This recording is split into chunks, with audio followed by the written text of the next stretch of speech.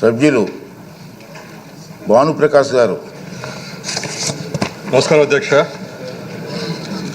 అప్పటి ముఖ్యమంత్రిగా ఉన్న ప్రస్తుత ముఖ్యమంత్రి గౌరవనీయులు నారా చంద్రబాబు నాయుడు గారు మంజూరు చేయబడి శాంక్షన్ చేసి ఓపెనింగ్ చేసిన పుత్తూరు మండలం గోపాలకృష్ణాపురం గురుకుల పాఠశాల 23 సంవత్సరాలుగా వస్తుంది అధ్యక్ష.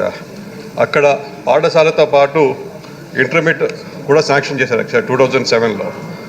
2013లో అప్పటి నగరి శాసనసభ్యులు గాలి ముద్దుకృష్ణాడు గారు, స్వర్గీయ గాలి ముద్దుకృష్ణాడు చేతుల మీదుగా దరిదాపుల్లో 3 కోట్ల రూపాయలు పెట్టి మౌలిక సౌకర్యాలు కల్పించారు అధ్యక్ష. నాడు చంద్రబాబు నాయుడు గారు ప్రారంభించిన ఈ గురుకుల పాఠశాలలో ఇవాళ 540 మంది బాలికలు చదువుకుంటున్నారు అధ్యక్ష. గత సంవత్సరం అన్ని క్లాసుల్లో కూడా 100% ఉత్తీర్ణత సాధించిన చరిత్ర దీనికి ఉంది అధ్యక్ష. ఇక్కడ 5వ తరగతి నుంచి ఇంటర్మీడియట్ దాకా, దాంతోపాటు హాస్టల్ ఫెసిలిటీస్ కూడా ఈ బాలికల కోసం ఉన్నాయి అధ్యక్ష. ఇక్కడ ఎక్కువగా ఎస్సీ ఎస్టీ బాలికలు చదువుకుంటున్నారు అధ్యక్ష. ఇది 3 కాన్స్టిట్యున్సీస్కి మధ్యలో ఉన్నందువల్ల సత్యవేడు, అటు జీడి నెల్లూరు, నగరి కాన్స్టిట్యున్సీ ఉండడం వల్ల ఈ 3 ప్రదేశాల నుంచి బాలికలు ఇక్కడ చదువుకుంటున్నారు అధ్యక్ష.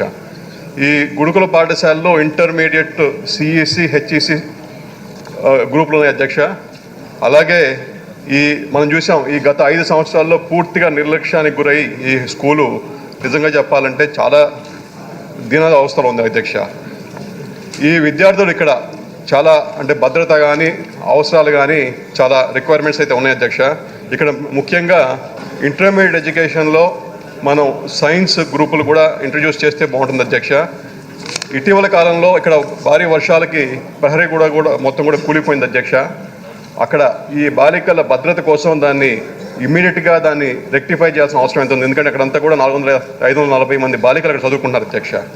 అలాగే అక్కడ తాగడానికి నీరు కూడా కొద్ది కొరత ఉంది.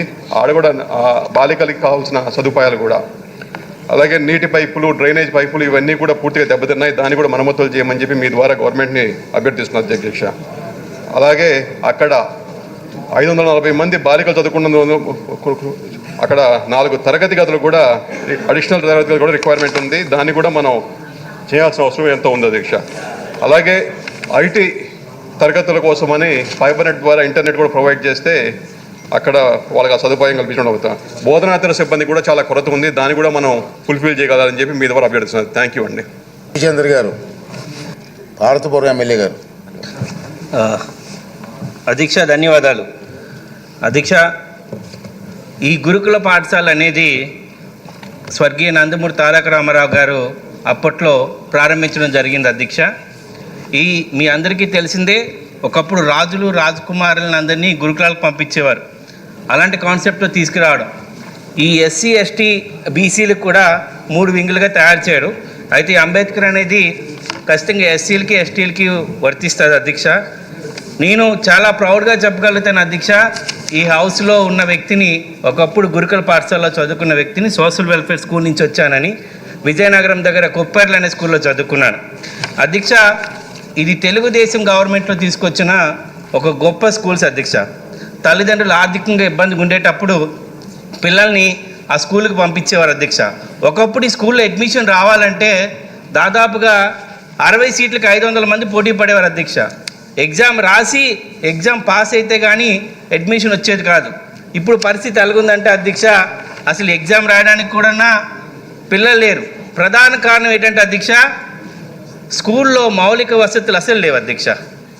ప్రాపర్ డార్మెంటరీస్ లేవు, వాళ్ళకి బెడ్స్ లేవు, అసలు కార్డ్స్ లేవు, కప్పుకోవడానికి దుప్పట్లు లేవు. ఇన్ఫ్రాస్ట్రక్చర్ చూస్తే ఇది స్కూలా ఇంకేదా అన్న విధంగా ఉంటుంది అధ్యక్ష.